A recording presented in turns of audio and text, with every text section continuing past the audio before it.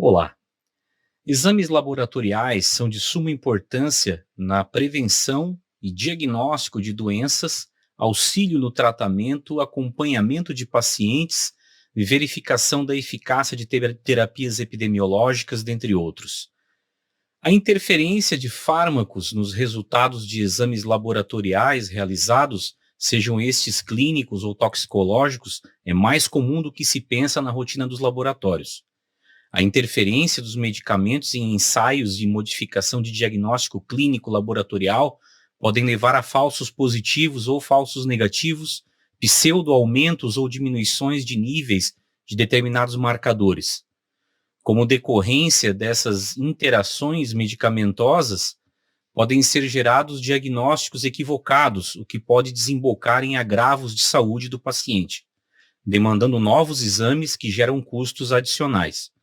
Os efeitos da interação medicamentosa nos exames laboratoriais podem apresentar dois mecanismos básicos: efeitos biológicos ou in vivo, quando o fármaco causa alterações nos parâmetros bioquímicos através de ações biológicas ou farmacológicas que podem resultar de ação da ação principal ou de algum efeito secundário.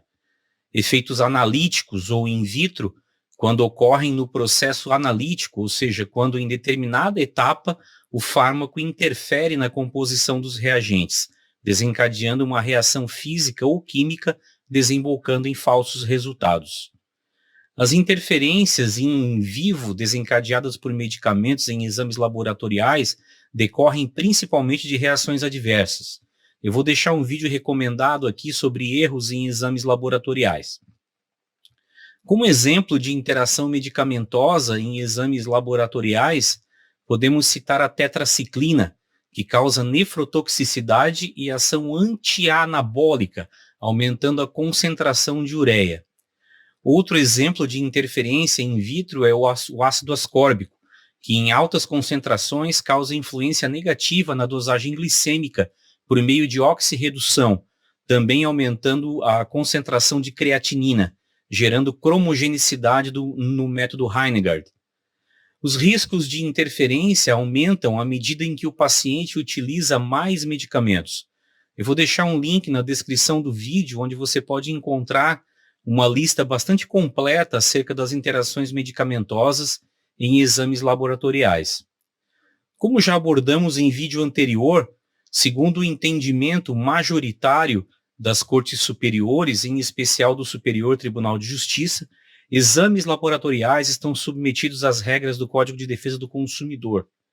Desse modo, a responsabilidade civil do laboratório de análises clínicas ou de farmácias e drogarias que realizam testes rápidos, no caso de defeitos ou falhas na prestação dos serviços, deve ser analisada de acordo com o disposto no artigo 14 do CDC, que imputa ao fornecedor o dever de reparar danos causados ao consumidor, independentemente de culpa.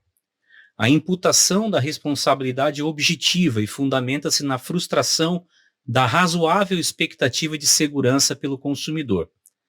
Mas o que pode ser feito para prevenir prejuízos decorrentes de pedidos de indenizações?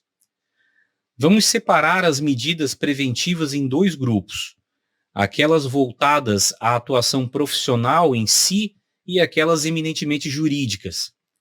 Em relação às medidas de atuação profissional em saúde, o laboratório deve sempre questionar o paciente se o mesmo está fazendo uso de algum medicamento, para que se possa evitar possíveis interações medicamentosas nos exames, minimizando a possibilidade de erros. Outra medida que auxilia na redução de erros é a prática da farmacovigilância. Os laboratórios responsáveis devem dar extrema importância à anamnese clínica prévia do paciente e contactar o médico solicitante para obter mais informações caso haja desconfiança. É necessário ainda um programa de treinamento contínuo dos profissionais atuantes nos laboratórios. Já com relação às medidas jurídicas, a manutenção de POPs, procedimentos operacionais padrão, bem elaborados, aliados a treinamentos frequentes, reduzem muito as chances de erros nas fases pré e pós-analíticas, decorrentes de interação medicamentosa. Juridicamente falando, o principal erro está na falta de informação do consumidor, prevista no artigo 6º, 1 e 3 do Código de Defesa do Consumidor. O CDC também estabelece que a informação deve ser adequada e clara sobre os diferentes produtos e serviços, com especificação correta de quantidade, características, composição, tributos incidentes, bem como sobre os riscos que eles apresentam. A maioria das condenações recentes envolvendo serviços farmacêuticos e laboratoriais não se dá pela falha na prestação do serviço em si, que, como todo procedimento, possui riscos inerentes, mas sim pela falta de informação prévia e clara acerca desses riscos, que poderia fazer com que o cliente até mesmo desistisse do procedimento. A mera declaração de serviços farmacêuticos ou documento equivalente fornecido em laboratórios de análises clínicas geralmente não contém a anamnese do paciente, não contém os materiais e técnicas utilizados e, o pior, não menciona os riscos e os efeitos adversos que podem ocorrer pela simples realização dos procedimentos. Ou melhor, não menciona a possibilidade de erros. Tais documentos, na imensa maioria das vezes, não se prestam a demonstrar que o procedimento foi realizado dentro dos padrões exigidos pela legislação e que o consumidor foi alertado sobre os riscos inerentes ao procedimento. Certamente você já ouviu falar sobre termo de consentimento informado ou termo de consentimento livre, esclarecido, ou ainda simplesmente termo de consentimento. O termo de consentimento informado pode não ser uma panaceia para todos os males, mas é um documento importantíssimo e que pode decidir um processo judicial, evitando prejuízos imensos em matéria de prevenção. Nesse outro vídeo recomendado em nosso canal do YouTube, você pode se aprofundar sobre o assunto. Sucesso e até o próximo vídeo.